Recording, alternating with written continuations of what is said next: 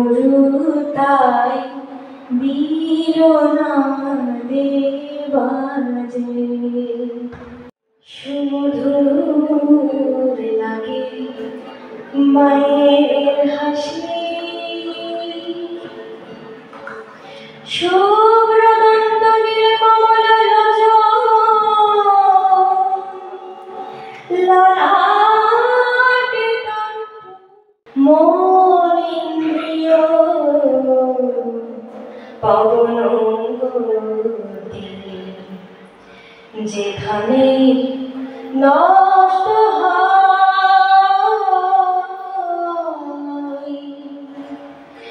জানি না কোথা কোন রে আত্মা প্রবিষ্ট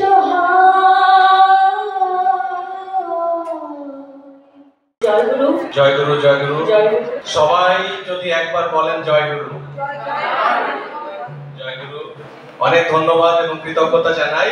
আজকে আসলে আমরা খুব অভিভূত হয়ে শুনছিলাম দুটি বক্তৃতা এবং সঙ্গীত, বিশেষ করে সায়ক মুখার্জির অসাধারণ একটি অভিজ্ঞতা।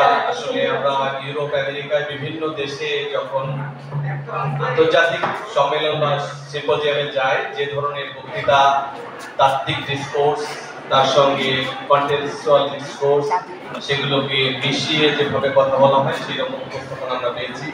একই সঙ্গে মধুমন্তী সব অসাধারণ একটি উপস্থাপনা করেছেন।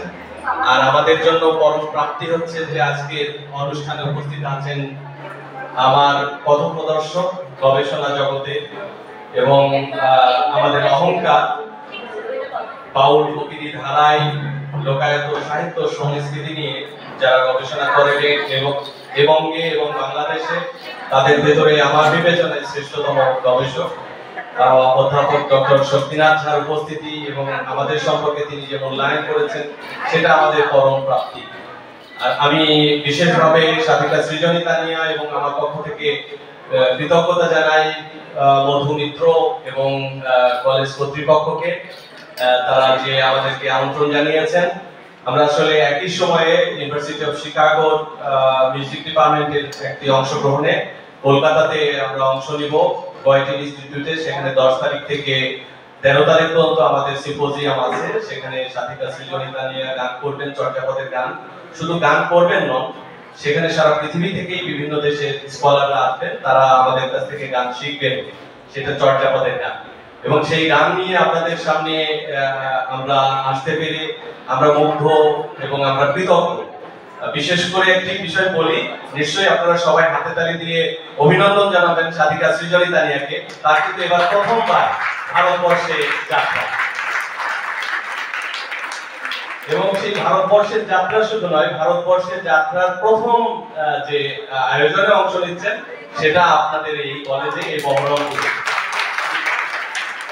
এবং এটি খুবই গুরুত্বপূর্ণ। তিনি এর আগে প্রথম সফর করেছেন শিকাগোতে, আমেরিকাতে 1.5 মাস ছিলেন ইউনিভার্সিটি অফ শিকাগোর আমন্ত্রণে। সেখানে সঙ্গীত বিভাগে প্রশিক্ষণ দিয়েছেন চর্যাপদের গান। সেখানে অবাঙালিরা এখন বাংলায় এই চর্যাপদের গান গাচ্ছেন ইউনিভার্সিটি অফ শিকাগোতে। এরপরে তিনি জাপানে ইউনেস্কোর একটি গবেষণা প্রতিষ্ঠান আছে, যে প্রতিষ্ঠানের অর্থায়নে ইউনেস্কোর ইনট্যাঞ্জিবল কালচারাল হেরিটেজ যে তাদের যে পর্ব আছে সেটা চলে, IRCI, সেই প্রতিষ্ঠানেও সঙ্গীত উপস্থাপন করেছেন চর্যাপদের গান, আমাদের বাউল গান। এরপরে নেপালে, যে নেপালের কথা শক্তিনাথ ঝা একটু আগে বলছিলেন, যে চর্যাপদের লিভিং ট্রেডিশনের যে ধারাটা আছে নেপালেই আছে, সেখানে যেও তিনি চর্যাপদের গান, সঙ্গীত মহাবিদ্যালয় এবং চর্যাপদের যারা গুরু আছে, যে বিশেষ করে বজ্রযানী গুরু যারা, তাদের সঙ্গে গান করেছেন, গান শিখেছেন। সেখান থেকে তাকে নিয়ে আপনাদের সামনে উপস্থিত হতে পেরেছি, এটা আমাদের জন্য খুব গৌরবের এবং মানে অত্যন্ত আনন্দের। আমি খুবই কৃতজ্ঞ, আমরা দুজনেই খুবই কৃতজ্ঞ। আর আজকে শক্তিনাথ ঝা আসলে আমার কথা যা বলার তা বলেই দিয়েছে। আমি শুধুমাত্র একটু ভূমিকা কথন দিব। সেই ভূমিকা গঠনটার আগে যেটা দরকার চর্যাপদে যাওয়ার আগে শক্তিনাথ ঝা বলেছেন যে আমরা মূলত লালন সিঁড়ির পরম্পরা ধরে আসছি। আমরা দুজনেই যুগলে দীক্ষিত। আমাদের গুরু ফকির রহিস সাহেব, তিনি লালনের চতুর্থ প্রজন্মের সাধক। তার গুরু ছিলেন লবণ শাহ, লবণ শাহের গুরু ছিলেন কপিল শাহ, কপিল শাহের গুরু ছিলেন ভোলাই শাহ, ভোলাই শাহের গুরু ছিলেন লালন শাহ। আমরা এই পরম্পরায় একই সঙ্গে আমাদের সাধিকা সৃজনী তানিয়া যে বংশগত যে ঐতিহ্য সেটিও আসছে লালন শাহ, মনিরুদ্দিন শাহ, অর্থাৎ লালন শাহের কয়েকজন গুরুত্বপূর্ণ শিষ্য ছিলেন। একজন ছিলেন মনিরুদ্দিন শাহ।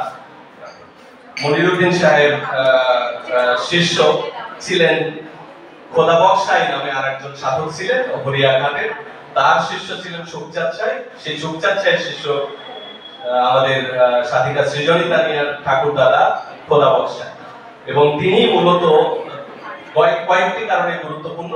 লালনের সঙ্গীত ধারা পরম্পরাকে সুরক্ষা, বিশেষ করে সুর, আজকে সুর নিয়ে কথা হচ্ছে, সুর এবং গায়কের যে আদি ধারা সেটা রক্ষাকারী, চর্চাকারী এবং প্রাতিষ্ঠানিকভাবে প্রথম প্রশিক্ষক ছিলেন, প্রথম লালন সঙ্গীতের অধ্যাপক ছিলেন শিল্পকলা একাডেমিতে সাধিকা সৃজনী তানিয়া ঠাকুর দাদা। তবে আমাদের লালন পন্থায় একটি কথা বলা হয়, সেই কথাটাও বলে রাখি, আসলে নিজের পরিচয়ে পরিচিত হওয়াটাই সব থেকে বড়। কারণ একটি প্রবাদ আছে আমাদের কুষ্টিয়া অঞ্চলে যে বাবার পরিচয়ে পরিচিত হয় সে আধা গাধা, আর যে দাদার পরিচয়ে পরিচয় হয় সে পূর্ণ গাধা, আর যে নিজের পরিচয়ে পরিচিত হয় সে হচ্ছে শাহজাদা। যে জন্য লালন ফকিরের কোনো কিন্তু উৎস আপনারা পাবেন না, তিনি সেই শাহজাদা। এটি ফকিরি ধারারই একটি প্রবাদ এবং এটা প্রচলিত। সাধিকা সৃজনী তানিয়া তার নিজের পরিচয়ে পরিচিত হয়েছেন, বিশ্ব ভুবনে দাঁড়াচ্ছেন। আর যে কথাটা আসছিল, আমরা মূলত একটি আন্দোলনের আকারে এই চর্যাপদের গানের পুনর্জাগরণের কাজ করছি। আন্দোলনটা হচ্ছে যে সাধক, বাংলাদেশের ভাব সাধকদের ভিতরে চর্যাপদের গানের পুনর্জাগরণ। এটি কেন আমরা এই কারণে করছি, চর্যাপদের যারা কবি ছিলেন, যারা চর্যাপদের গান পরিবেশন করতেন, সেটা কখনো গান আকারে, নৃত্য আকারে, নাট্য আকারে, তারা সবাই ছিলেন সাধক। কিন্তু আমাদের এখানকার সাধকরা চর্যাপদের গান করেননি দীর্ঘদিন। আমাদের দেশের ইন্টেলেকচুয়ালরা, অর্থাৎ কলেজ বিশ্ববিদ্যালয়ে পড়ানো হচ্ছে যারা পণ্ডিত, তথাকথিত একাডেমিক পণ্ডিত, একাডেমিশিয়ানরা চর্যাপদ নিয়ে গবেষণা করেছেন বা কম বেশি গায়কের ব্যাপারেও পরীক্ষা নিরীক্ষা করেছেন। কিন্তু ভাব সাধকদের কাছে চর্যাপদের গানকে কখনো ফিরিয়ে নেওয়া যাওয়া হয়নি। আমি সে প্রসঙ্গে পরে যাব। যেহেতু আসছে আমরা লালন শাহের উত্তরাধিকার পরম্পরা ধরে আসছে, তাই প্রথমেই একটি লালন শাহের গান পরিবেশন করা বিধেয়। তার সাধিকা সৃজনী তানিয়া তার দাদার সুরে যে ধারা, যেটা লালনের পরম্পরা ধরে যে সুরটা আসছে এবং যেভাবে লালন শাহ গান করতেন, সেইভাবে তার কণ্ঠে লালন শাহের একটি গান শুনুন। প্রথমে উপস্থিত সকলকে আমার ভক্তি ও প্রীতি জানাই। এই অনুষ্ঠানে আসতে পেরে সত্যি আমি খুবই আনন্দিত। আর আপনাদের উপস্থিতি সত্যি লক্ষ্য করার মতো, একদম পুরো হল ভর্তি এবং প্রত্যেকেই খুব আনন্দের সাথে এই অনুষ্ঠানটি শুনছেন। আমি সবার প্রতি অনেক ভালোবাসা জানাই। আমি লালন শাহের একটি গান গাইব, দন্য। আমাদের সাধুগুরুদের মাঝে কোনো আনুষ্ঠানিকতা শুরু হওয়ার সময় মূলত আমরা গুরুর প্রতি ভক্তি রেখে এই পদগুলি পরিবেশন করে থাকি।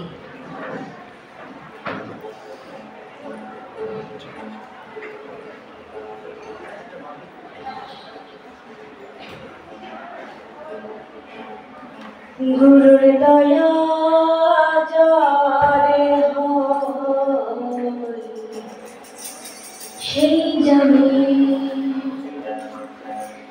যে রূপে সাই বিরাজ করে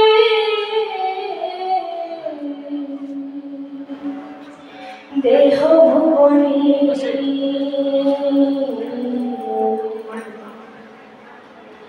গুরুর দয়া যারে হয় সেই জানে, গুরুর দয়া যারে হয় সেই জানে।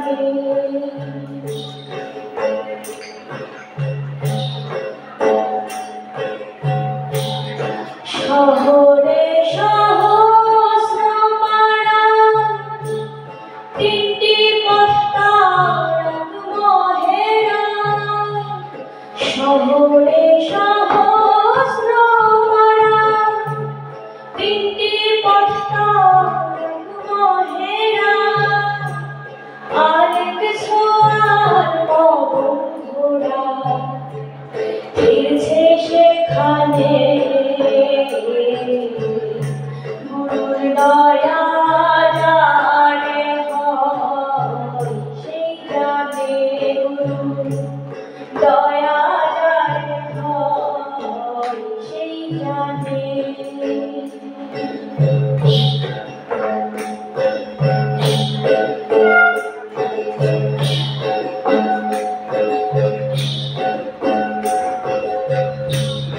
জলের বিন্দু আলের উপর অখণ্ড প্রলয়ের মাঝার জলের বিন্দু আলের উপর অখণ্ড প্রলয়ের মাঝার বিন্দুতে হয় সিন্ধু ধারাবাহিক ত্রিগুণে গুরুর দয়া যারে হয় সেই জানে দয়া যারে হয় সেই জানে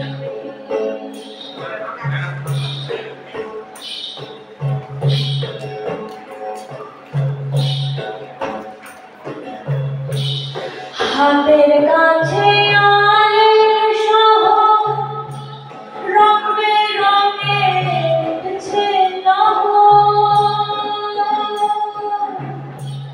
হাতের কাছে আলের শহর রং বেরঙে উঠছে লহর সিরাজ সাইমায় দামন তো সিরাজ সাইমায় দামন তো সদাই ঘোর মনে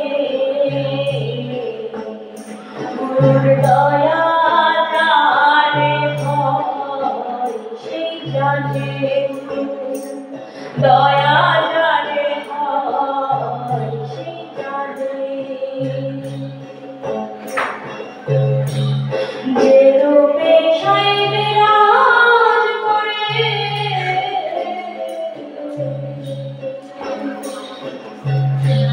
দেহ ভুবনে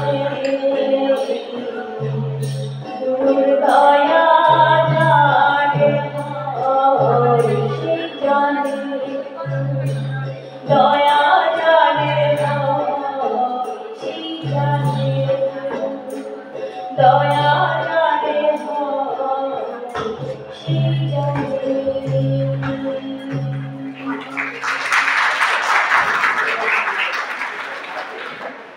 এই হচ্ছে আসল লালনের যেভাবে লালন সাঁই 1890 সালের আগে তার আখড়ায় তার একটি আখড়া ছিল না, আমরা একটি আখড়ার কথা জানি, কিন্তু লালন সাঁইয়ের আখড়া ছেউড়িয়ার বাইরে ওই অঞ্চলে আরো বিভিন্ন জায়গায় ছিল যেগুলো এখন অরক্ষিত বিভিন্ন লোকের অধীনে আছে। আমরা চেষ্টা করছি সেগুলোকে পুনরুদ্ধার করতে। এই চর্যাপদের গানের পুনর্জাগরণের মতো সেই কাজটা আমাদের জন্য জরুরি। আমরা এ পর্যায়ে লালনের উত্তরাধিকার, লালন সঙ্গীতের যে রূপ আজকে সারা বিশ্ব জগতে প্রতিষ্ঠিত হয়েছে সুর এবং তালের সঙ্গে সমন্বয় করে, সেই সঙ্গীতের যিনি প্রতিষ্ঠাতা খোদাবক্স সাহেব, তার রচিত একটি গান শুনবো। লালনের গানের পরম্পরায় খোদাবক্স সাহেব লালনের উত্তরাধিকার হিসেবে সর্বাধিক সংখ্যক গান লিখেছেন, প্রায় সহস্রাধিক গান আছে খোদাবক্স সাহেব। একই সঙ্গে তার আছে শ্যামা সঙ্গীত, শাক্ত সঙ্গীত, ইসলামী গান, দেহতত্ত্বের গান এবং গুরুতত্ত্বের গান, দৈন্য গান, গোষ্ঠ গান, এরকম প্রায় সকল আঙ্গিকের গানই তিনি লিখেছেন। আপনারা সেগুলো শুনলে অভিভূত হয়ে যাবেন। তার যদি শ্যামা সঙ্গীত গুলো শোনেন, নজরুল ইসলামের পরে খোদাবক্স সাহেবের শ্যামা সঙ্গীতে যে শিল্প সৌকর্য অভিভূত হতে পারে, এবং লালনের পরে গোষ্ঠ গানে রচনায় এবং সুর সাধনে খোদাবক্স সাহেবের ভূমিকা অনন্য। একই সঙ্গে শাক্ত সঙ্গীতে যে অনন্য ধারা খোদা বক্সায় সৃষ্টি করেছেন এবং আজকে যে রাগ সঙ্গীত এবং লোকায়ত সঙ্গীত এই দুইটির ভিতরে যে ফারাক করা হয় সেই ফারাকের জায়গাটাকে দূর করে একটি মেলবন্ধন তৈরি করায় তিনি সুর সংযোজনে অসাধারণ দক্ষতা দেখিয়েছেন। আমরা এই পর্যায়ে খোদা বক্সে রচিত একটি গান শুনবো, তারই নাতনির কণ্ঠ।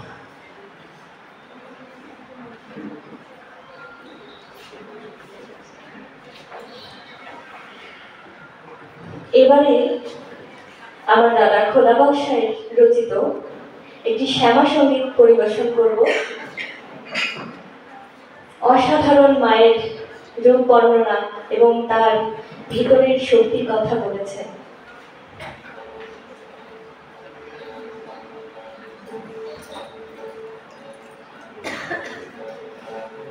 সুমধুর লাগে মায়ের হাসি,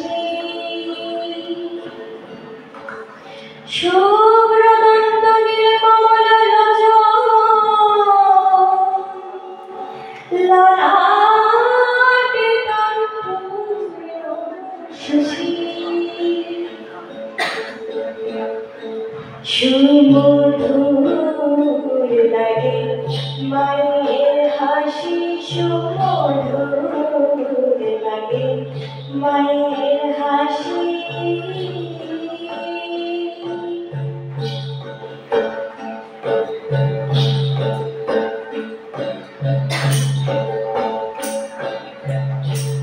সোজা চরচি গুরকেশ, এলাইয়ে হৌরঙ্গিনী বেশ,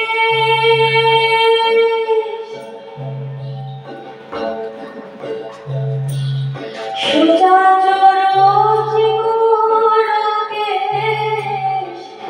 এলাইয়ে হৌরঙ্গিনী বেশ,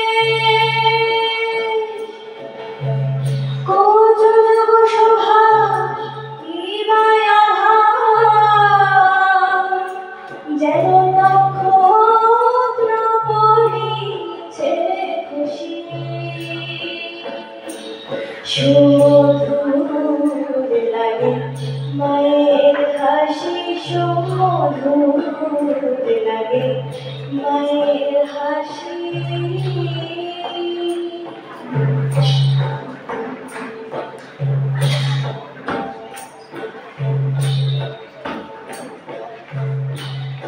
এক হস্তে অভয় দাও মা, আর এক হস্তে ধরো শীল,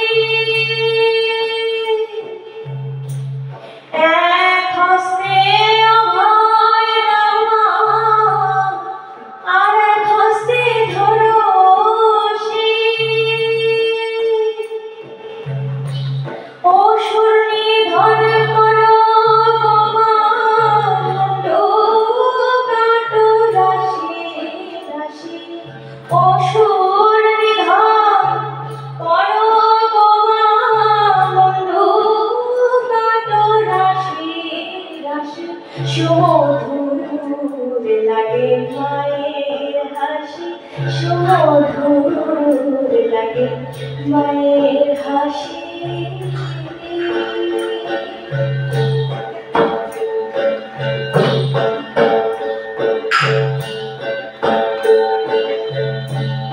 দুটি অরু বাদলি তরু, বলবো কি আর তাই প্রকাশী,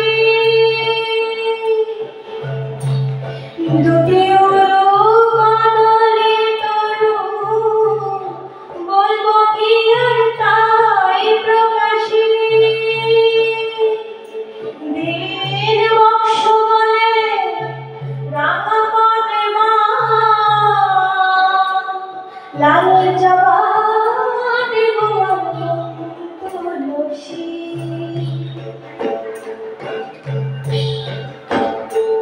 সুমধুর লাগে মায়ের হাসি, সুমধুর লাগে মায়ের হাসি,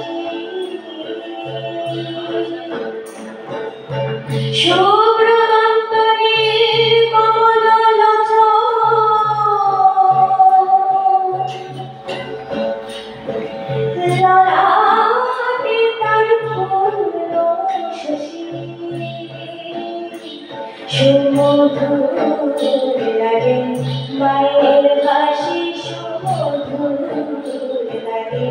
মায়ের হাসি সুমধুর লাগে, মায়ের হাসি।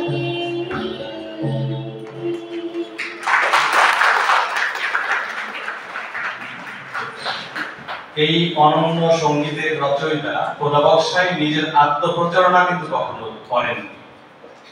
তার প্রমাণ হচ্ছে যে লালন সাহেব গুরুবাদী ধারায় লালন সাহেব সুর এবং সঙ্গীতকে অর্থপূর্ণ করে তোলার জন্য তার যত উদ্যোগ ছিল, বহু বিদেশিরা এসে তার কাছে লালনের গান বুঝতে চেয়েছেন, কিন্তু তিনি কোনোদিন তার নিজের গান তাদের সামনে উপস্থাপন করেন।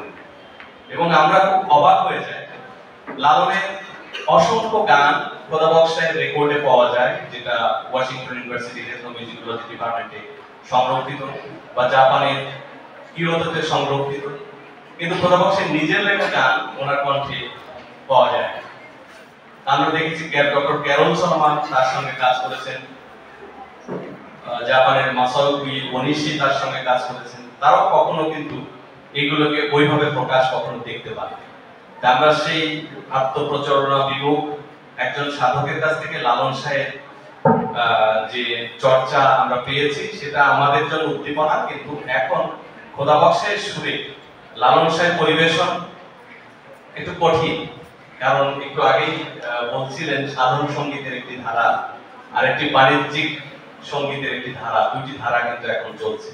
সাধন সঙ্গীত আপনাদের এই বঙ্গে অর্থাৎ পশ্চিমবঙ্গে অনেকটাই গৃহীত বা চর্চিত হয় ভালোভাবেই, কিন্তু বাংলাদেশে সাধন সঙ্গীতের ধারা অনেকটাই ক্ষতিগ্রস্ত। সাধু সঙ্গেও এখন আমরা বাণিজ্যিক ধারারই প্রসার সব থেকে বেশি। যাই হোক, এ প্রসঙ্গে অন্য আরেকদিন কথা বলা যেতে পারে। আমরা যে উদ্দেশ্যে আসছি, চর্যাপদের গানের পুনর্জাগরণ, আমাদের অধ্যাপক শক্তিনাথ ঝা আমাদের কথাকে সহজ করে দিয়েছেন। আমরা যেটা বলছিলাম আগে, যে চর্যাপদের গানের ভাব সাধকদের ভিতরে এই গানটাকে আমরা প্রচার করতে চেয়েছি। তার জন্য আমরা 5টি আঙ্গিক বেছে নিয়েছিলাম। প্রথম পর্যায়ে ছিল আধুনিক অর্থাৎ সমকালীন বাংলায় প্রাচীন বাংলা ওই গানগুলোকে রূপান্তর করা, যেটা আমার একটি বই আছে অবনা গবন। এই বইটি আমি মূলত এই কাজটা করেছিলাম 1991 সাল থেকে, প্রায় 10 বছর লেগেছিল চর্যাপদের এই 50টি পদকে রূপান্তর করতে, গীত রূপান্তর করতে, যেন গাওয়া যায় এবং সাধকরা যেন গাইতে পারে। এই রূপান্তর বইটার নাম হচ্ছে অবনা গবন। এটা চর্যাপদেরই একটা শব্দ, এটার অর্থ হচ্ছে আসা যাওয়া।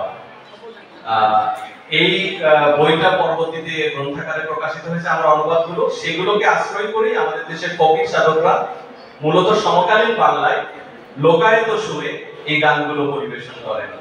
তারপরে এটা অনেক ধরনের প্রতিক্রিয়ার মুখোমুখি আমরা হয়েছি, কারণ ইন্টেলেকচুয়ালরা বা সঙ্গীতের তাত্ত্বিকরা আমাদের এই কাজটাকে সহজভাবে নিতে পারেননি। অনেক প্রায় মানে গায়ে হাত দিয়ে মারার তাই শুধু বাদ ছিল, সবকিছুই আমাকে সহ্য করতে হয়েছে।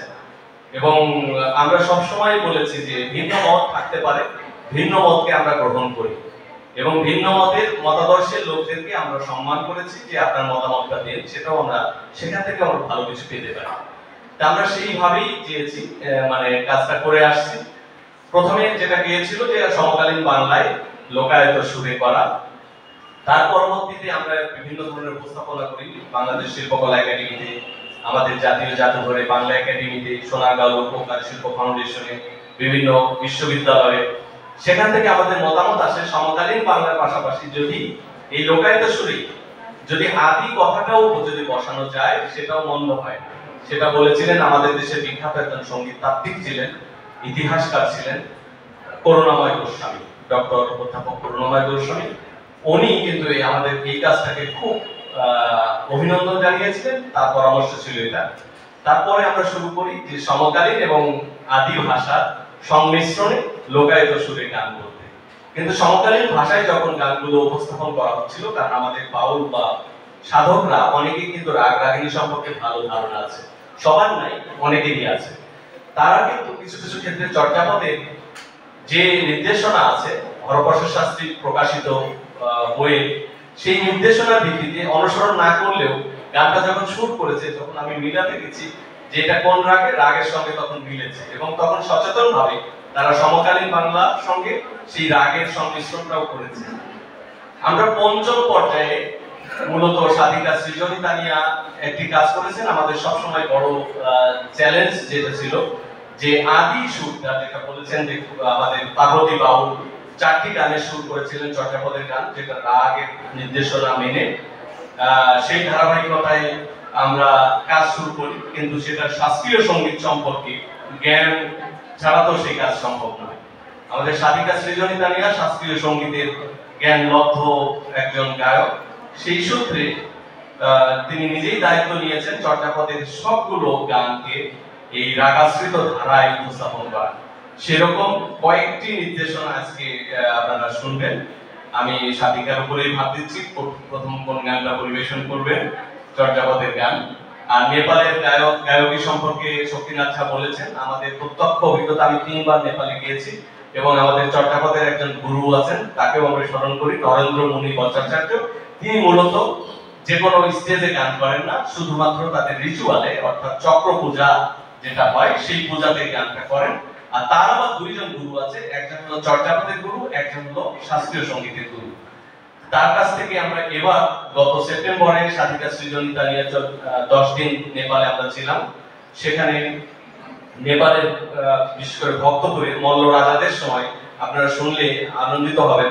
মল্ল রাজাদের সময় 1400 সালে বাংলা এবং মৈথিলি ভাষা ছিল সেখানকার রাজভাষা, এবং ওই মল্ল রাজারা ওই নগরে একটা উৎসব করে যেটা গায়যাত্রা, যে উৎসবটা এখনো হয় এবং যে উৎসবে এই আপনাদের মধ্যে স্কুল কলেজ যে সকল ছাত্রছাত্রীরা শিক্ষকরা অংশগ্রহণ করেন। আমরা সেখানে 7 দিন যুক্ত ছিলাম সেই উৎসবে, এবং সেখানে প্রচুর গানে এখনো কিন্তু বাংলা শব্দ, বাংলা বাক্য ব্যবহার আমরা দেখি তাদের রিচুয়াল পারফরমেন্সের ভিতরে। আমাদের চর্যাপদের গানের মূল পাণ্ডুলিপিটাও এবার আমাদের সৌভাগ্য হয়েছে, যেটা নেপালের ন্যাশনাল আর্কাইভসে সংরক্ষিত আছে, যেটা তালপাতার পুঁথি। তা আমরা নেপালের ন্যাশনাল আর্কাইভসে যখন গেলাম সাধিকা সৃজনী তানিয়ার সঙ্গে 2 ঘন্টা আমাদের অপেক্ষা করতে হলো। তখন লাঞ্চ আওয়ার ছিল এবং তাদের মিটিং চলছিল। অপেক্ষা করার পরে যে ঘটনাটা ঘটলো, সাধিকা সৃজনী তানিয়ার কাছ থেকে ওখানকার লাইব্রেরিয়ান যখন শুনলেন সে চর্যাপদের গান করে এবং আমরা চর্যাপদের মূল পাণ্ডুলিপিটা দেখতে আসছি, উনি বললেন যে এটা তো আমাদের নিয়ম বহির্ভূত, এই পাণ্ডুলিপি তো আমরা কাউকে দেখাতে পারি না, আমরা শুধু ডিজিটাল কপিটা দেখাতে পারি। তো বললো যে হ্যাঁ, আমরা ডিজিটাল কপিটাই দেখতে চাই কম্পিউটারের মতো। কিন্তু মজার যে ঘটনাটা ঘটলো, উনি গেলেন ডিজিটাল কপি আনতে, কিছুক্ষণ পরে উনি ওড়নার ভাঁজে মূল পাণ্ডুলিপিটা নিয়ে চলে আসছেন। কারণ হচ্ছে যিনি ডিজিটাল সেকশনের দায়িত্বে ওই দিন তিনি ছুটিতে, কিন্তু আমরা পরের দিন লাইভ আমাদের কপাল ভালো, হয়তো এই চর্চার সাধনার কারণেই এটা ঘটেছে। উনি সেই পাণ্ডুলিপি নিয়ে আসে সাধিকা সৃজনী তানিয়ার হাতে দিলেন যে আপনি ছুঁয়ে দেখেন, আপনি খুলে দেখেন, কারণ এটা আপনার অধিকার, কারণ আপনি এটা চর্চা করেন, এবং আমরা খুব আনন্দিত যে আপনাকে এটা দেখাতে পারলাম। এইরকম সৌভাগ্য আমাদের ঘটেছে। এবং নরেন্দ্র বজ্রমুনির কাছে অনেকগুলো, যেটা আমার লেখাতেও আছে, অনেকগুলো চর্যাপদের পাণ্ডুলিপি সংরক্ষিত আছে।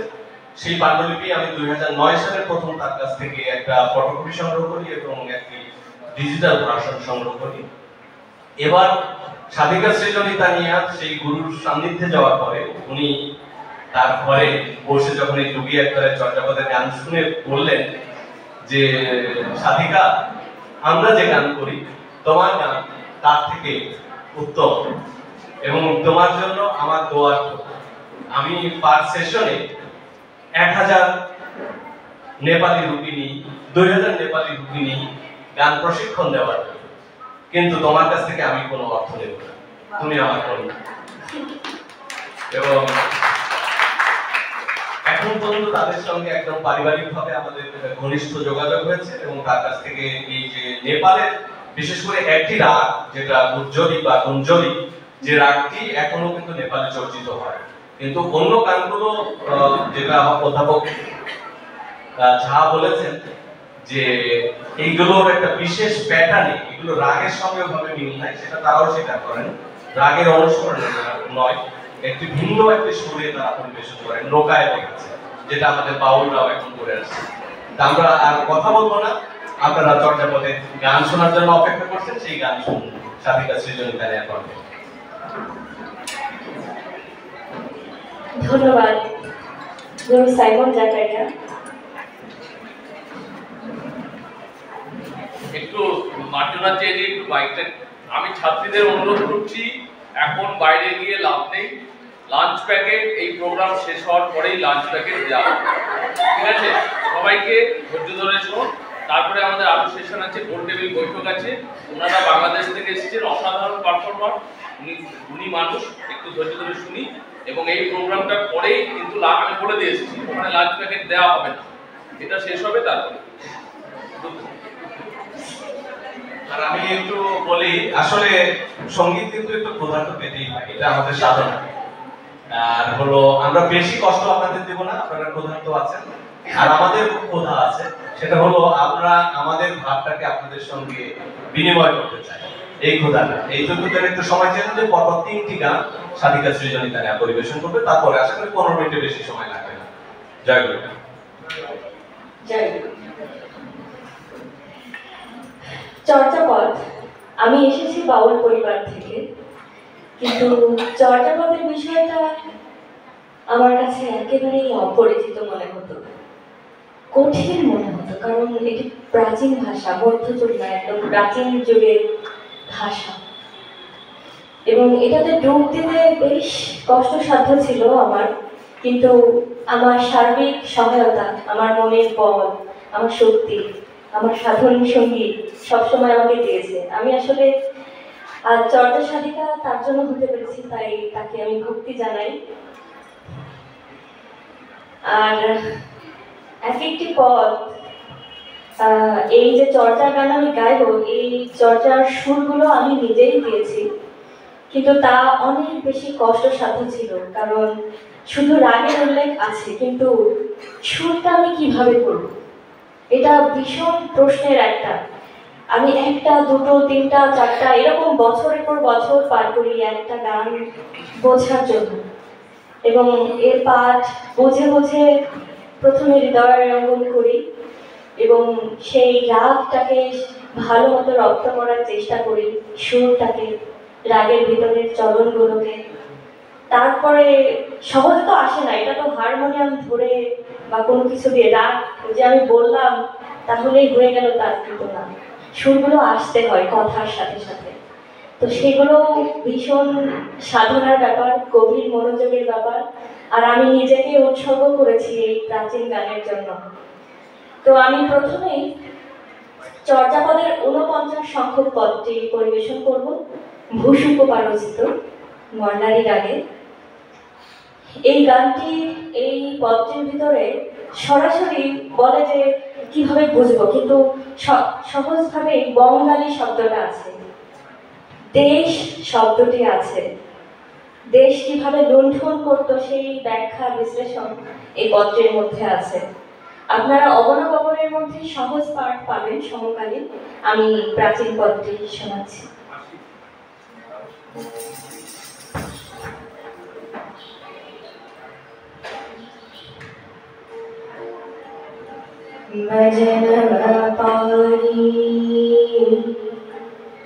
পৌয়া খালে বহিলু,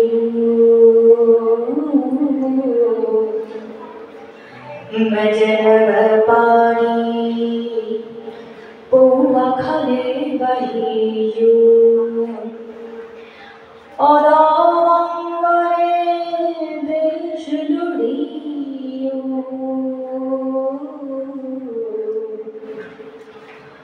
মজনব পারি পৌয়া খালে বহিলু, মজনব পারি পৌয়া খালে বহিলু,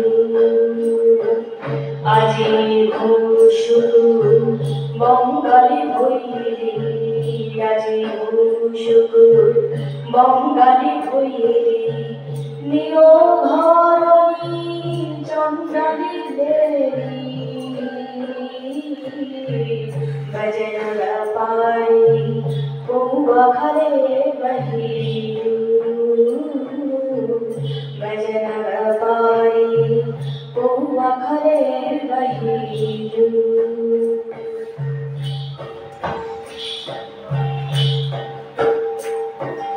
দহিজ পঞ্চ ধাতু নৈবি সংগনাঠা, দহির পঞ্চধাতু নৈ সঙ্গনাথা ন জানো মিজিও কই গই পৈঠা ভজন ব্যাপারী পৌয়া খালে বহিয়ু ভজন ব্যাপারী পৌয়া খালে বহিয়ু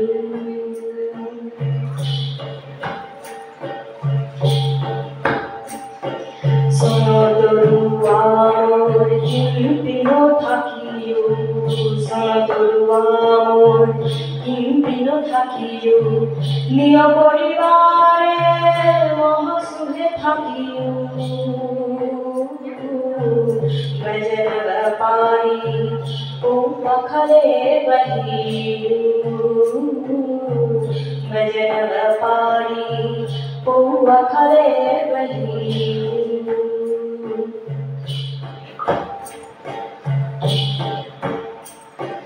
চৌকড়ি ভণ্ডার মোরে লয়া শেষ চৌকড়ি ভণ্ডার মোরে লয়া শেষ জীবন্তে মইলে নাহি বিশেষ ভজন ব্যাপারী পৌয়া খালে বহিয়ু ভজন ব্যাপারী পৌয়া খালে বহিয়ু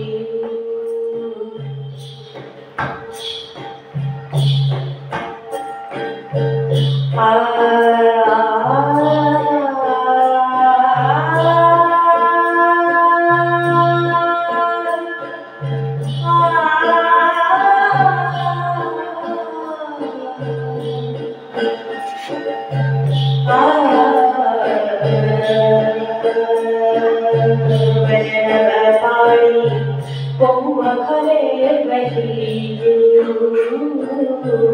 भजन व्यापारी पौआ खले बहियु अलंकारे देश लुहियु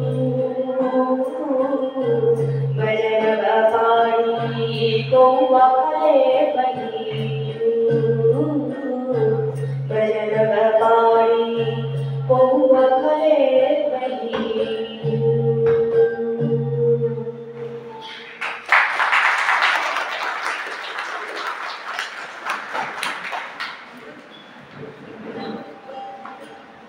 এই গানটি নিয়ে একটা ঘটনার কথা বলি, একটা স্মৃতির কথা বলি।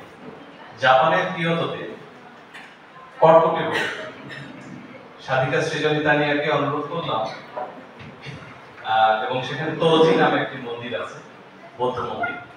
এই মন্দিরের সঙ্গে আমাদের পাহাড়পুর বৌদ্ধবিহার এবং নালন্দা সাধন পদ্ধতির একটা সম্পর্ক আছে। যে বজ্রযানী সাধনার যে ধারা বিকশিত ছিল বাংলায়, সেই সাধনার ধারা চীনের এক সাধকের মাধ্যম দিয়ে এই কিয়োটো শহরে পৌঁছায়। সেখানে সবথেকে বড়, জাপানের সবথেকে বড় কাঠের চারতলা একটা মন্দির আছে, বৌদ্ধ মন্দির, এবং বৌদ্ধের ওরা বলা হয়ে থাকে বৌদ্ধের দেহাবশেষ সেখানে আছে। সেই মন্দিরের সামনে এই কর্কটে রোদের ভিতরে এই রাগে গানটা সাধিকা সৃজনী তানিয়া যখন গাচ্ছিলেন, তখন কর্কটে, কিন্তু গানটা গাওয়া শুরু করলে একটু মেঘ উড়ে আসে এবং অল্প টিপ টিপ করে বৃষ্টি শুরু হলো। তারপরে একটু পরেই প্রচন্ড মেঘের গর্জন দিয়ে বৃষ্টি শুরু হলো। আমার বন্ধু জাপানের মাকোতো কিতাদা সহ আমরা একটা হোটেলে ঢুকলাম এবং জাপানের শহরে সেটা ছিল প্রথম বৃষ্টি।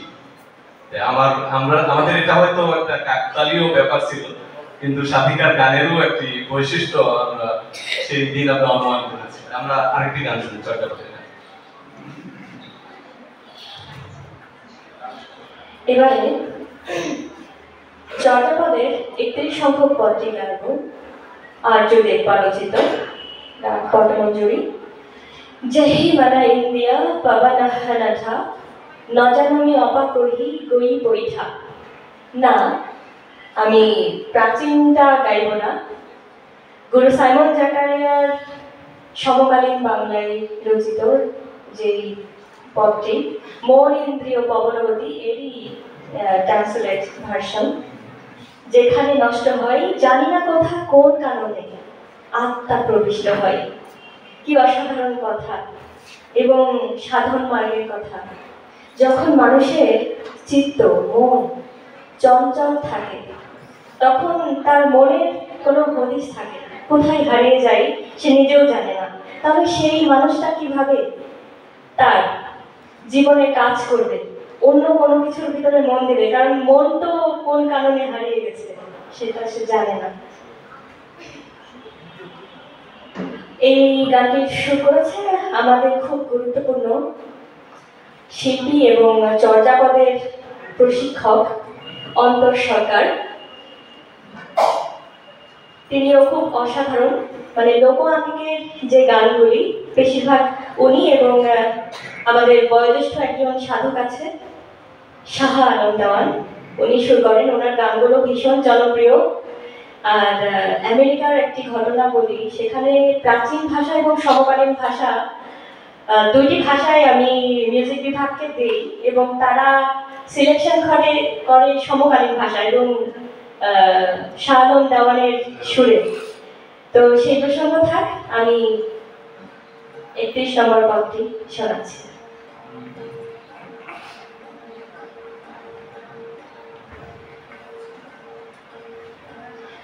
মন ইন্দ্রিয়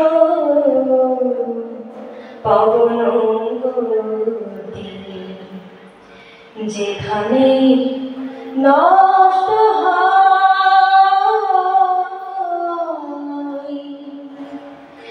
জানি না কোথা কোন কারণে আত্মা প্রবিষ্ট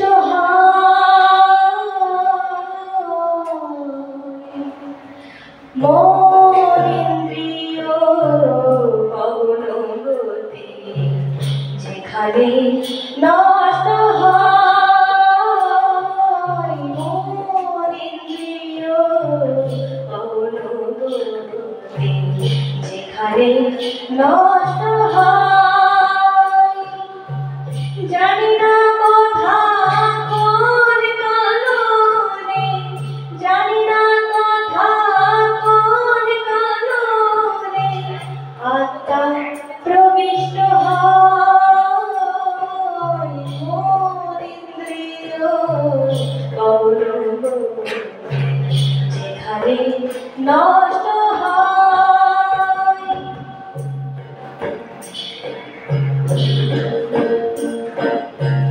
করুণা হাতে ডম্বুর বাজে, বাজিয়ে চলে করুণা হাতে ডম্বুর বাজে, বাজিয়ে চলে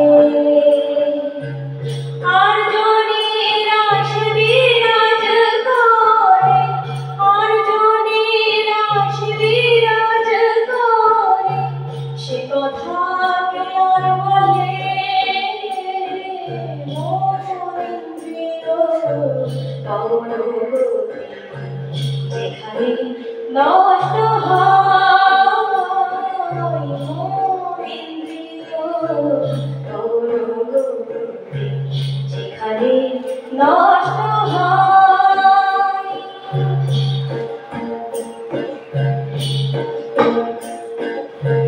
চাঁদের কান্তি যে রূপ হয়ে আলোকে প্রকাশ করে, চাঁদের কান্তি যে রূপ হয়ে আলোকে প্রকাশ করে, চিত্তের মাঝে আলোক রেখা, চিত্তের মাঝে আলোক রেখা তেমনি প্রবেশ করে মন ইন্দ্রিয় পবন গতি, যেখানে নষ্ট হয় মন ইন্দ্রিয় পবন গতি, যেখানে নষ্ট হয়।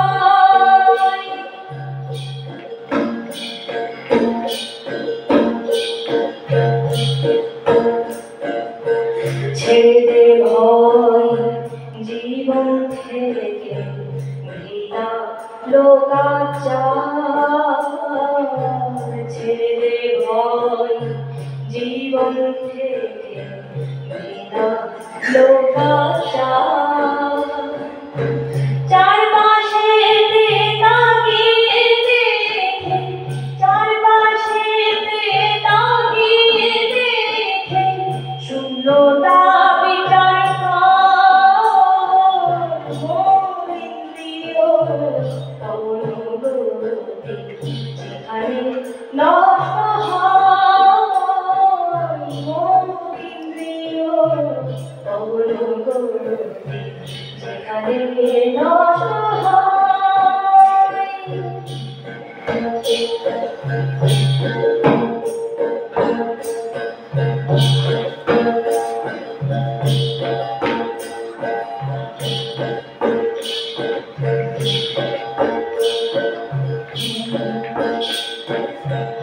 আর্য প্রভুর যশ কৌশলে সবই বিফল হয়, আর্য প্রভুর যশ কৌশলে সবই বিফল হয়। কেটেছে ভয়, কেটেছে ঘৃণা, কেটেছে ভয়, কেটেছে ঘৃণা, জীবন সফল হয়, মন ইন্দ্রিয় অনুভূতি যেখানে নষ্ট হয়, মন ইন্দ্রিয় অনুভূতি যেখানে নষ্ট হয়। জানি না কোথা কোন কারণে, জানি না কোথা কোন কারণে আত্মা প্রবিষ্ট হয়, মন ইন্দ্রিয় অনুভূতি যেখানে নষ্ট হয়।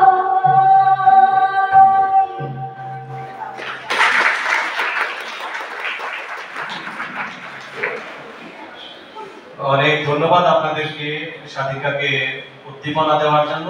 সাধিকাকেও ধন্যবাদ এবং কৃতজ্ঞতা জানাই। চর্যাপদের গান এই রাগ আশ্রিত এবং লোকায়ত সুরে দুই রকম ভাবে অনন্যভাবে উপস্থাপন করার জন্য।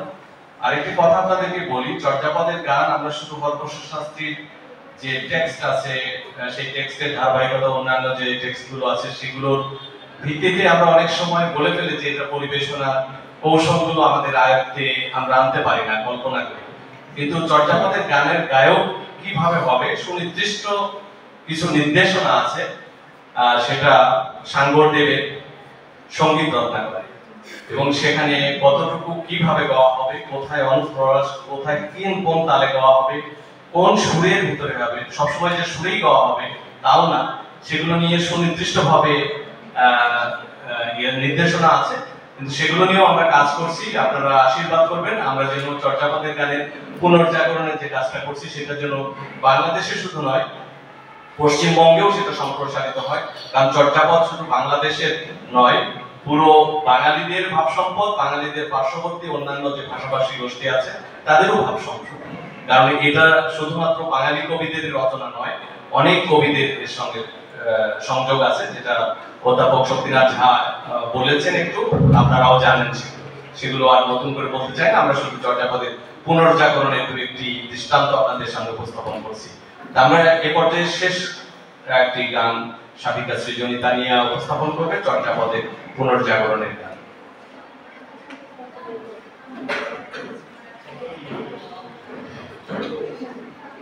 এবারে আমি চর্যাপদের 17 সংখ্যক পদটি গাইব, বীণা পাদালাম বীণা পারচিত। এই পদটি খুবই গুরুত্বপূর্ণ আমাদের সকল বাংলা ভাষাভাষী এবং বাঙালিদের জন্য। সেটা বলার জন্য যে আমাদের এই যে সঙ্গীত, নৃত্য, নাটক, তাল, এটা আমাদের কত প্রাচীন, কত আগে থেকেই ছিল। চর্যাপদের এই সংখ্যক পদে সেই সময় কিভাবে নৃত্যগীত পরিবেশন করা হতো সেই কথা বলেছে, এবং এখানে কিন্তু দেহ সাধনার খুব গুরুত্বপূর্ণ কথা আছে।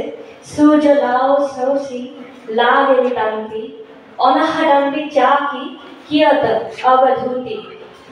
অর্থাৎ সূর্য একটি লাউ। আমরা সাধকেরা বলি এই যে আমার হাতে যে একটা লাউটি দেখছেন এটাই তান্তি, লাগেনি তান্তি, সেটা চাঁদ থেকে যে তারটি সেই রচি, মানে সূর্য এবং চাঁদ একত্রিত হয়ে এই বীণা, একটার আদি নাম কিন্তু বীণা, হেরুক বীণা।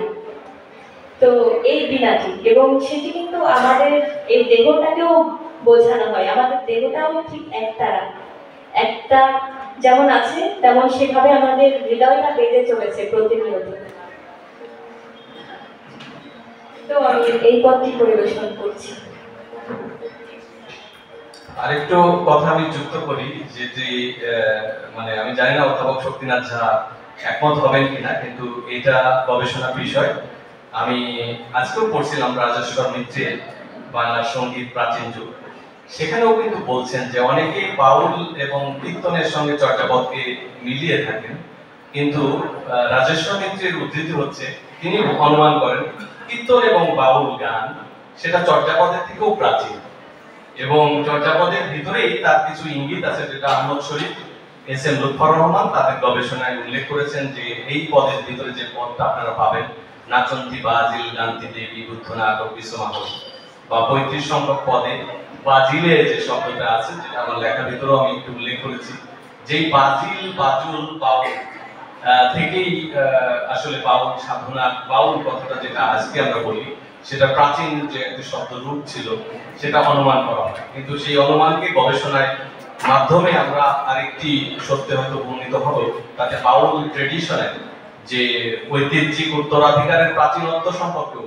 আমরা প্রমাণ পাবো। আমি আসলে এখন যে লেখাটা লিখছি সেটা হচ্ছে বাউল সাধনা এবং বাউল গানের প্রাচীনত্ব নিয়ে, সেখানে এইসব প্রসঙ্গগুলো উল্লেখ করার চেষ্টা করছি। আপনারা শুনুন গানটি, চর্যাপদ 17, বিনা পারচিত।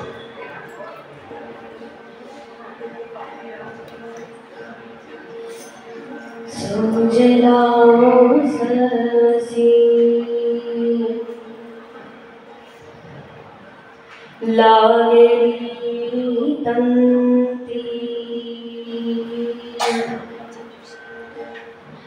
সুজলাও সরসি লাগেলি তন্তি সুজলাও সরসি লাগেলি তন্তি অনহরন্দি চাকি কিয়দূতি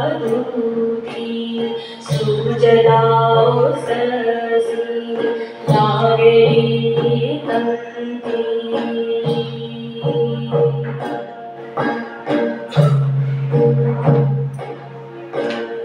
बजैयारो सोही हरुआ बीना, बजैयारो सोही हरुआ बीना, सोनातंते धोनी बिलोसी लोरा।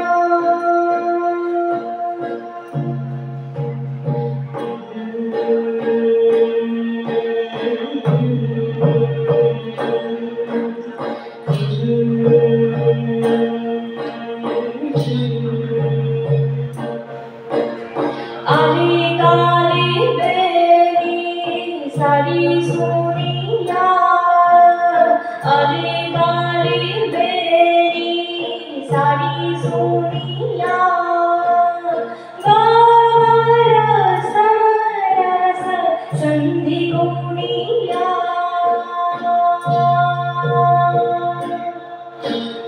सुजलाओ सरसी लागेली तंती,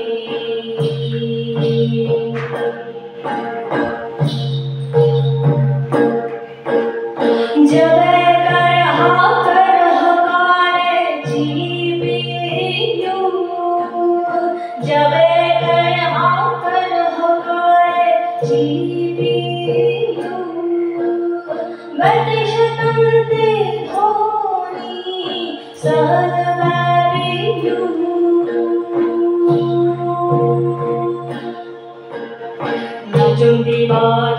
मंदिरे विबुधनाथ विसमाहुरी नाचुंदी बाजिर मंदिरे विबुधनाथ विसमाहुरी नाचुंदी बाजिर मंदिरे विबुधनाथ विसमाहुरी नाचुंदी बाजिर मंदिरे विबुधनाथ विसमाहुरी।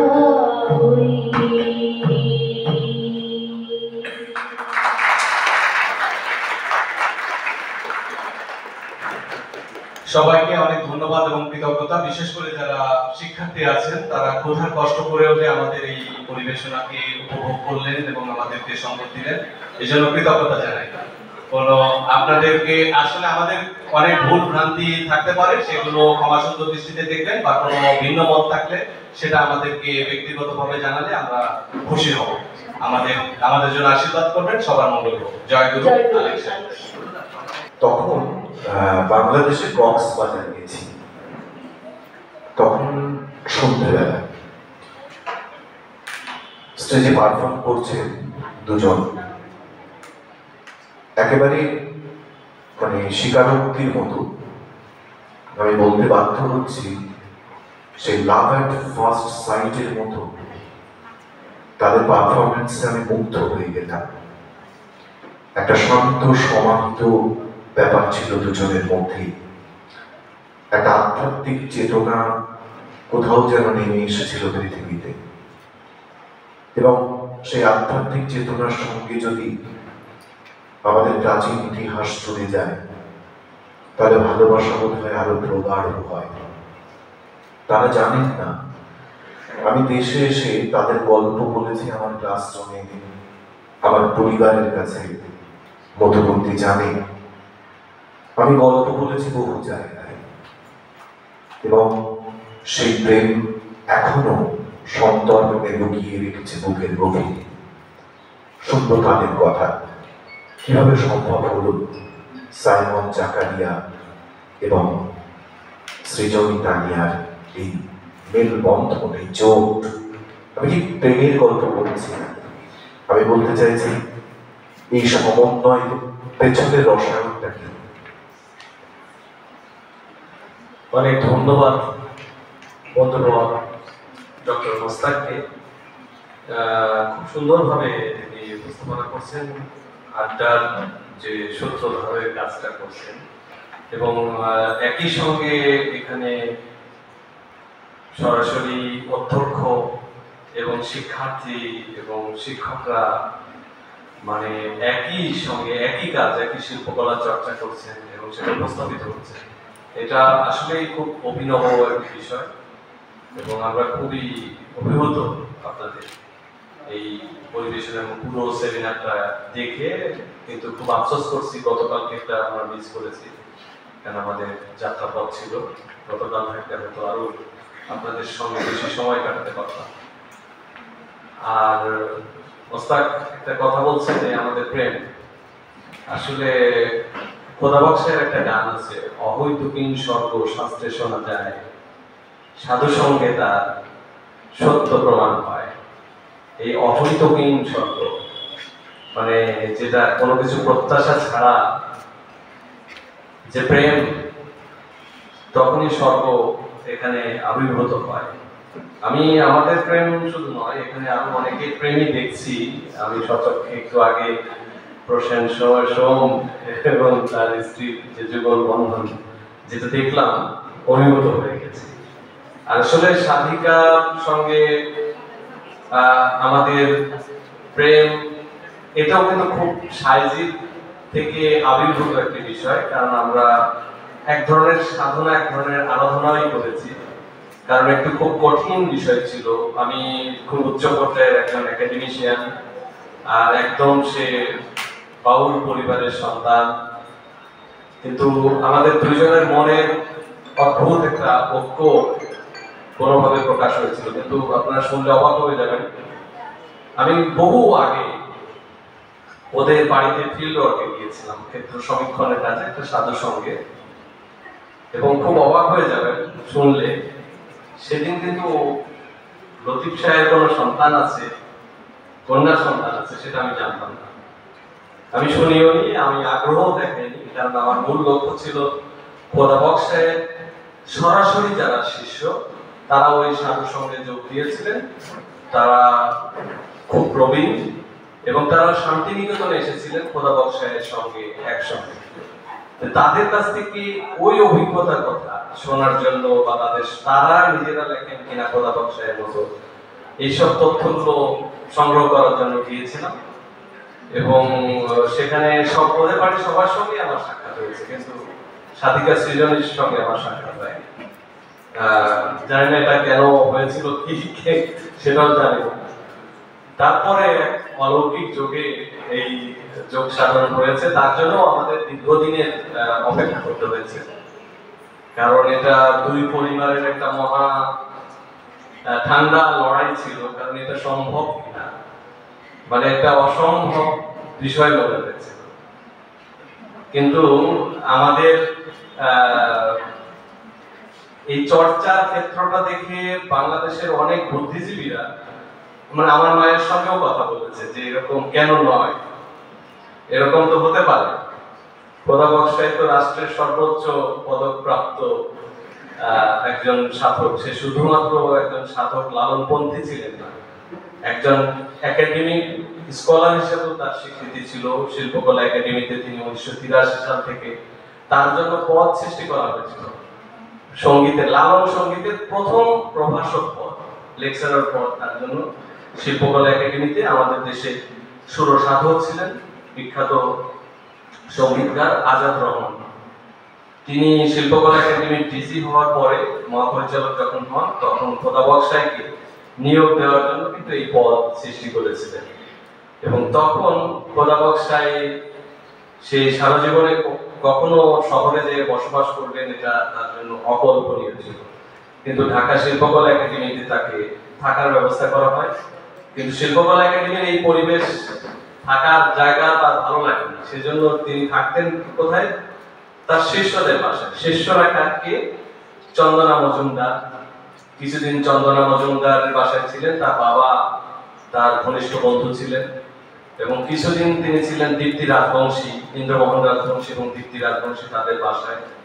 এবং আপনারা শুনেছেন আজকে শ্যামা সঙ্গীত, আসলে খোদা বক্স সাহেবের এই গানগুলো রচনার পিছনেও কিন্তু একটি বিষয় ছিল। খোদা বক্স সাহেব বাড়িতে, তার যে আশ্রম বাড়িতে সমাধিস্থ যাদেরকে করা হয়েছে তার সকল ভক্তই প্রায়, খোদা বক্স সাহেব নিজে মুসলিম কুলে জন্ম হয়েছিল, কিন্তু তার বাবা ছিলেন এই ফকিরি ধারারই একজন সাধক। আর খোদা বক্স সাহেব যেসব শিষ্যরা ছিলেন তাদের ভিতরে হিন্দু মুসলিম সব ধরনের মানুষ আছে। এবং তার আশ্রম বাড়িতে যে সমাধিগুলো আছে আপনারা গেলে অবাক হয়ে যাবেন, সেখানে কিন্তু অনেক তার হিন্দু ভক্তদের সমাধি সেখানে আছে এখনো, এবং তারাও গান লিখতেন। এবং ওনার যে পালিত কন্যা যারা ছিলেন তারাও ছিলেন এই মানে সনাতন ভাবে। তাহলে আমাদের ফকিররা আমরা দেখেছি যে আমাদের এখানে লালন সাহেব যে দর্শনটা প্রচার করে গেছেন, জাতপাতের যে দ্বন্দ্বের যে জায়গাটা সমাজে প্রতিষ্ঠিত ছিল সেটাকে ভেঙে দিয়েছিলেন। সেই ভেঙে দেওয়ার সাধনাটা তিনি শুধুমাত্র মুখে বলেননি, কার্যে পরিণত করেছিলেন। এবং তার গানের ভিতরেও সেইগুলোর চর্চা আমরা দেখি। এখন যদিও এখন লালন সাহেব ফকির মানে দরবেশ হয়ে যাচ্ছেন, আমাদের বাংলাদেশে দেখবেন আমার যে গুরু তিনিও এখন দরবেশ হিসেবে পরিচয় দিচ্ছেন। হ্যাঁ, এইরকম ঘটনাগুলো বাংলাদেশে ঘটতেছে। আমরা যদিও এইসব আড্ডার ছলে মানে কিছু কথা আপনাদেরকে বলে রাখি, যেমন লালনের গানও এখন পরিবর্তিত হচ্ছে একটু। যেমন আমি বলি, এখানে শক্তিনাথ ঝা আছেন, তিনিও একটি পাণ্ডুলিপি সম্পাদনা করেছেন, সেখানে গানটা আছে মুর্শিদ বল মনে পাখি। এবং বিশ্বভারতীর সংরক্ষিত আরো একটি খাতায় এই গানটি আছে মুর্শিদ বল মনে পাখি। এমনকি লালনের আখড়াই সংরক্ষিত যে খাতা পেয়েছি, এই শক্তিনাথ ঝা আবিষ্কার বা সম্পাদনার যে পুঁথিটা সম্পাদনা করেছেন, সেটারই এক ধরনের প্রতিরূপ, মানে আগের রূপ আমি বলবো। সেই পাণ্ডুলিপিতেও গানটা আছে, মুর্শিদ বল মনরে পাগল, স্পষ্ট ভাবে লেখা আছে। কিন্তু এই গানটা কিন্তু এখন পরিবর্তন হয়ে গেছে বাংলাদেশে। জানি আপনাদের এখানে পরিবর্তন হয়েছে কিনা, আপনাদের এখানকার শিল্পীদের কণ্ঠে গানটা আমি শুনেছি বলে আমার মনে হয়। সেই গানটা হয়ে গেছে আল্লাহ বল মনরে পাগল।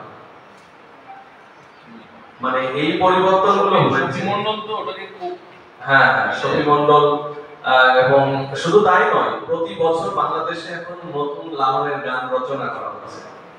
প্রায় 50টির মতো গান প্রতি বছরই নতুন ভাবে লেখা হচ্ছে এবং সেগুলো গাচ্ছেন এবং সেগুলোর জন্য আমাদেরকে সংগ্রাম করতে হচ্ছে।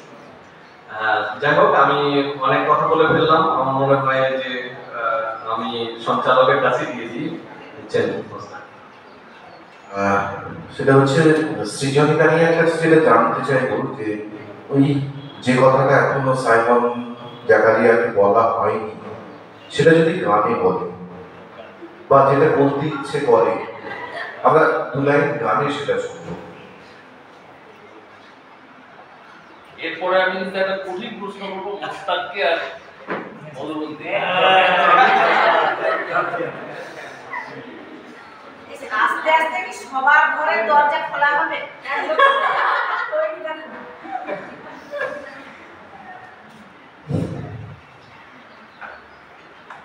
কি বলবো, সাইমন জাকারিয়া আমার সাধন সঙ্গী না, সে আমার আরাধনার, কি বলবো, আমি যখন সন্ধ্যায় প্রতিদিন আমি প্রদীপ জ্বালি, সন্ধ্যাবাতি দিই, এটা আমার জন্ম থেকে একটা অভ্যাস পারিবারিকভাবে। তো তখন যখন আমি আমার সাইজি, আমার গুরু, আমার দাদা খোদা বক্সা, এই সকলকে ধূপ কাছে দিয়ে প্রণাম জানাই, তখন সে আর ঘরে থাকেন না, অফিসে থাকেন অনেক সময়। সন্ধ্যাকালীন সময় যেহেতু অনেক গুরুত্বপূর্ণ একটা বিভাগে কাজ করেন, আসতে অনেক দেরি হয়। তো আমি তার ছবিতেও ভক্তি দিই, যে মানে যখন গান চর্চা করি, যখন আমি গুরুকে ভক্তি দিই, তখন তাকেও ভক্তি দিই। কারণ সত্যি কথা বলতে, যদিও পারিবারিকভাবে অনেক উচ্চ জায়গা থেকে এসেছি, কিন্তু আমার মনের অনুপ্রেরণা, আমার এই যে চর্চা করার সক্ষমতা, এটা আসলে পুরোপুরি তার উৎসাহে পেয়েছি। এটা খুব সহজ ছিল না। যখন আমি প্রথম শুরু করি, অনেকেই অনেক ধরনের সমালোচনা করেছে খারাপভাবে এবং আমাকে থামিয়ে দেওয়ার চেষ্টাও করেছে, কিন্তু সে আমাকে বলেছে যে তুমি চালিয়ে যাও, এটা প্রচেষ্টা করো, কে জানে একদিন তুমি সব থেকে সুন্দর করবে চর্যাপদের গানই, তখন সবার হৃদয়ঙ্গম হবে, সবাই তোমার গানকে ভালোবাসবে। এটা আমার মধ্যে ভীষণভাবে একটা শক্তি দিল। আর তখন থেকে আমি মানে রাত দিন 24 ঘন্টা বিভিন্ন রাগ নিয়ে চর্চা শুরু করলাম, বিভিন্ন গুরুর কাছে গেলাম এবং রাত দিন 24 ঘন্টা এখন আমি এই কাজটাই করি। সারাদিনে বিশ্বাস করবেন না, আমি 9 ঘন্টা সময় শুধু সঙ্গীতের মধ্যে থাকি। আর আমি ঘর থেকে, যদিও একটা নাগরিক পরিমণ্ডল থাকি ঢাকা শহরে, কিন্তু আমার কাছে আমার ঘরটা একটা আশ্রম, একটা প্রশান্তির একটা স্থান। এবং আমি দরজার ওপারে 7 দিন পরে একদিন যাই। আমাদের ভাবনগর সাধু সংঘ হয় প্রত্যেক বুধবার বিকেল 5টায়। তো ওই 1 ঘন্টা সময়ের জন্য আমি বের হই এবং সাধু সংঘ করি, সাধকদের সঙ্গে আলাপ আলোচনা হয়, ভাব বিনিময় হয়। তারপর আবার ঘরে ফিরে এসে আবার আমি সঙ্গীত চর্চার মধ্যে মনোনিবেশ করি। আমি কোন গান গাইবো আসলে ভিতর থেকে সেই ইয়েটা পাচ্ছি না,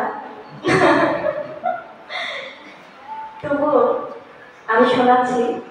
চর্যাপদের একটি গান শোনাবো, 11 সংখ্যক পদ, কান্নুপা রচিত। চর্যাপদের মধ্যে কান্নুপা সর্বসংখ্যক বেশি পদ রচনা করেছেন জানেন। আমার একটি পদ খুব পছন্দ, না আমি শক্তি দৃঢ় ধরিও ঘটে, অনাহত মরু বাজে বীর না। তো এর ভিতরে সমকালীন বাংলা, দৃঢ় করে নারী শক্তি ধ্যানে পেয়ে গেছে, অনাহত ডমুর তাই বীর নাদে বাজে। কান্ধ কাপালি যোগীর পিছে ঘুরছ কোন দেশে, একাকার হয়ে বিহার করো দেহ নগরীতে এসে। এই যে সাধক কি সুন্দর করে বলেছে যে এই ঘোরাঘুরি করে কোনো লাভ নেই। মনকে স্থির করলে সেই স্মরণকে পাওয়া যায়। তো আমি অল্প একটু সংক্ষিপ্ত করেই শোনাচ্ছি। দৃঢ় করে নারী শক্তি ধ্যানে পেয়ে গেছে, অনাহত ডমরুতাই বীরনাদে বাজে। কান্ধু কাপালি যোগীর পিছে ঘুরছ কোন দেশে। কান্ধু কাপালি যোগীর পিছে ঘুরছ কোন দেশে। একাকার হয়ে বিহার করো দেহ নগরীতে সে। অনাহত ডমরুতাই বীরনাদে বাজে।